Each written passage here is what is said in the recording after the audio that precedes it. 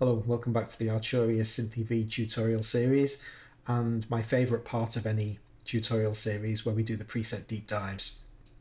If you're dealing with the Synthi AKS, there's only one place you can start when you're trying to do a preset deep dive. You won't be able to see it because you can't see my arms, but they're about to explode in goosebumps.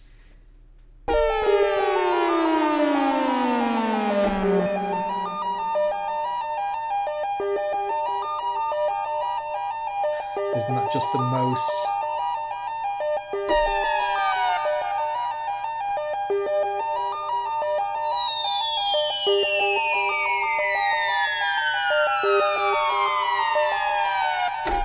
unbelievable sound? If you don't recognize that sound, stop watching this video immediately and go and listen to Oxygen by Jean-Michel Jarre, one of the greatest pieces of synthesizer music of all time, if not the greatest. It's just, I mean, I kid you not, I've got goosebumps. It's just such a joy.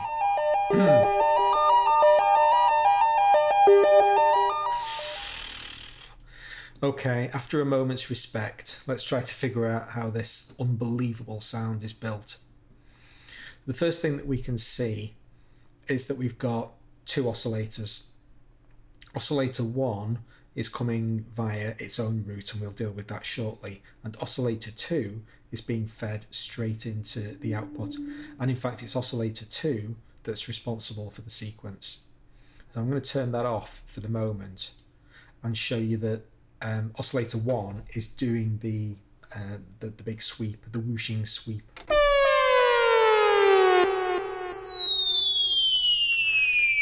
Now, just before I press it again, a point to note about that: it gets to the end and then comes back to the beginning again. As we're going to see shortly, it's taking this sawtooth wave, this descending ramp, from oscillator 3. And oscillator 3, these oscillators are spinning constantly in the background. They don't fire off keystrokes. We don't have like a reset phase kind of situation with these oscillators. So it is doing its thing all the time, and every time I press a key, I'm just basically jumping onto the train at that point, and then kind of, you know, going along for the journey. So let's travel backwards from the output to see what journey this sound takes. It's actually fairly straightforward, this sound. So we can see that we're coming out of an envelope to the output. So where does the envelope get its feed from? The filter. The filter gets its feed from oscillator 1, and finally we're back to the beginning of the journey. So it's oscillator 1's sawtooth wave that's generating the sound, going into the filter, into the envelope, and out. What else have we got going on? Let's just have a quick kind of scan of the rest of the pin matrix. Here's our keyboard trigger firing oscillator 1's frequency. We've seen that many times. And here is oscillator 3 applying the pitch sweep to oscillator 1. If I take that away, now we're going to have a static tone.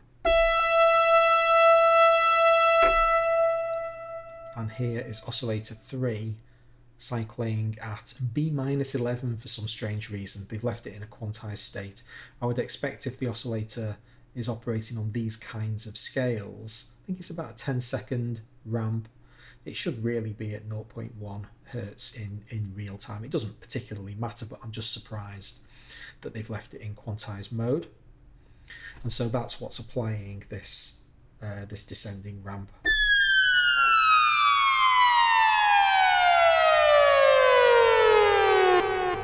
And then when it gets to the end, just like any other sawtooth, you know, it's going to go right back up to the top of the ramp and start going back down again.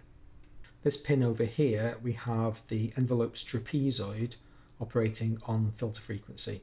So bear in mind that this trapezoid pin means that when the gates open, you've got a full signal. So when I press the key down and hold it, as long as I've got the key held down, it's basically turning the frequency knob all the way up, and that's why we get a really bright sound. If I take this pin away, then the filter frequency is actually set quite dull, and we'll get a completely different kind of sound. all those high frequencies have been attenuated. Whereas with the pin in, as long as my key's held down, they're really, really bright. And then when I let the key go, the decay phase is going to kick in, and that will pull the tone away, and we can descend gradually to a duller sound. So as the volume, the amplitude of the sound diminishes, then the filter sweeps away again. Really lovely. The final pin in the matrix is the joystick, and it's mapped to the oscillator 3's frequency. So we're on about a 10-second cycle by default, but if I move the joystick, you're going to hear the speed of those descents increase.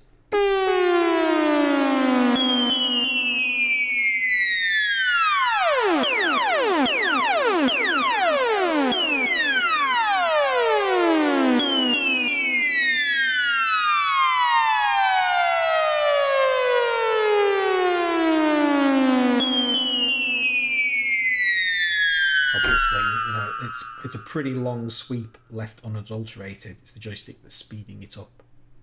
So that's the pin matrix dealt with. Let's have a look at the advanced pages and see what impact they're having. On the functions page, we're dealing with oscillator 2 here. We'll get to that in a minute. We're just looking at oscillator 1 at the moment. We've got some FX modulation. Let's have a quick look at the FX bank.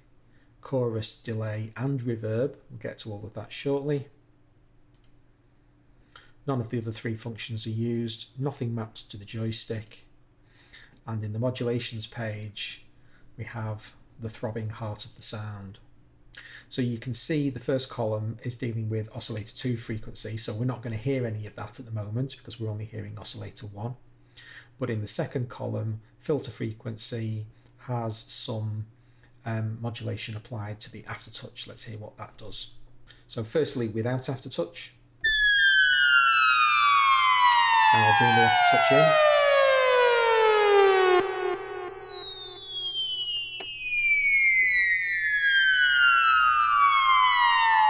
Deep aftertouch, less, deep, less, deep, less.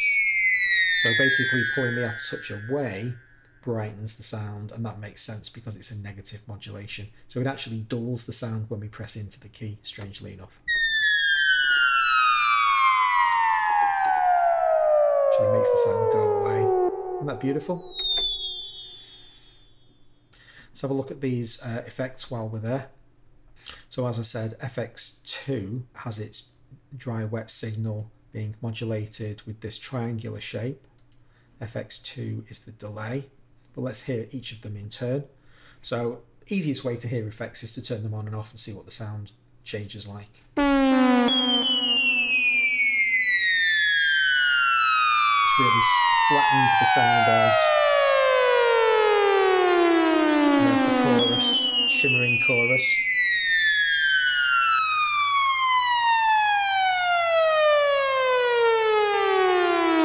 Yep, there's our delay trigger. Boing, boing, boing, boing.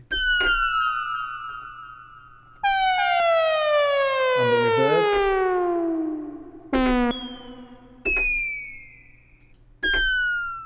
Yep. So all pretty standard effects,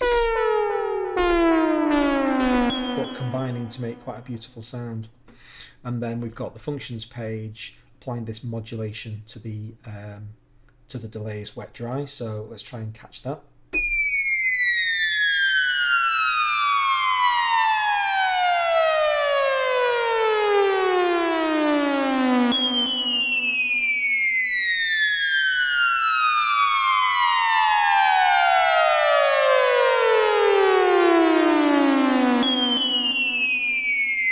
Quite subtle, but it's brilliant. As it gets to the top of the slow, the delay gets bigger and bigger and bigger, and then it pulls away again, so you get this kind of sweeping. The whole thing with Oxygen, it's just, it's the electronic sound of the ocean, really. And so everything pulses backwards and forwards and sweeps. Don't get me started. Okay, so Oscillator 1 done, and magnificent it is. I'm going to throw all of that stuff away, get back to our primary sound again. This time I'll turn Oscillator 1 off, and now we're just going to hear the sequence sound. Let's get it going again.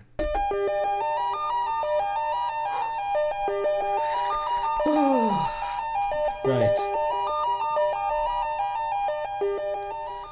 The first thing that I think is just absolutely magnificent, it's an 18-step sequence. So it's constantly shifting and evolving. It's not in standard timed patterns. But something that's worth bearing in mind about this step sequencer is that when you're programming it, it's really, really tricky. This has taken somebody quite some time to set up because you can't actually input these values manually.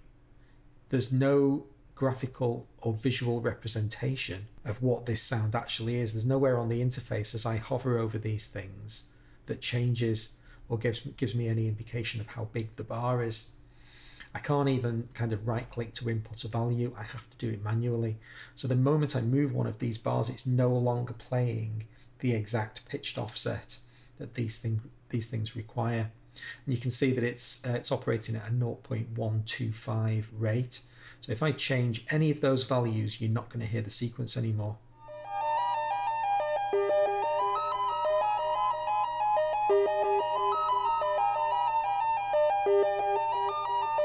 So somebody had to work out what all of those pitches are. The way that I presume that they've done it, and it's just a complete guess, is to slow it down to almost stopped and have a tuner. And so while the sequence is on each individual bar, just get that one bar. You know, have your sequence written out in front of you. You know what your notes are going to be. Then have it rest on a bar for maybe, 5 seconds, 10 seconds.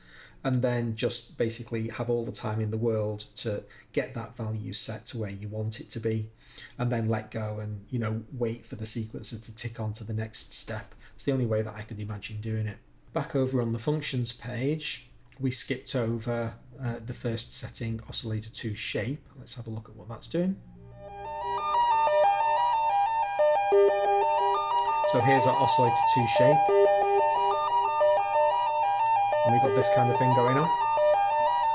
So I'll manually move this knob so that we can really hear the difference.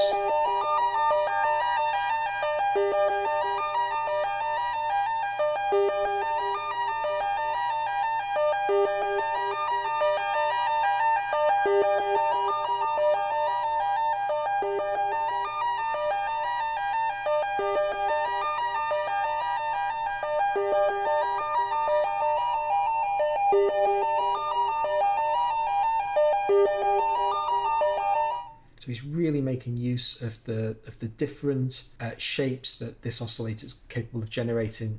See, it's outputting both waves, so both the pulse wave, it's not a square wave because it's never actually completely uniform with its duty cycle. It's being constantly modulated, so it's a varying pulse wave in conjunction with the sawtooth wave over here.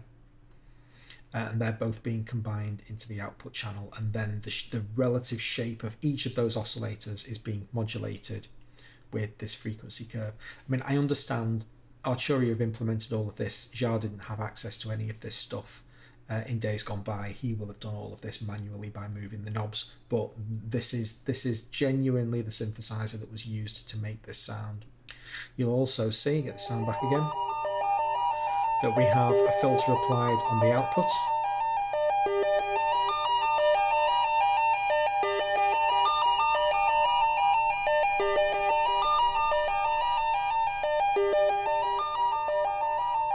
Really accentuating those low frequencies. Finally, we've got those two outputs panned, so the whooshing single synth sound is going out on channel 1 over on the left hand side, and the Oscillator 2's sequence is going out on channel 2, panned fairly hard right. Now admittedly, that's not the most complicated preset deep dive I've ever done, but it's the most fun. That's even more fun than when I deconstructed the R2D2 sound on the ARP 2600, and God knows that was good. But this is just absolutely sublime. I'll go to bed humming that sequence tonight. The 18-step sequence. What a genius. Thanks very much for watching the episode. Hope you enjoyed it. If you did, please subscribe and hit notifications, and you'll catch the next one. Hope to see you then. Thanks a lot.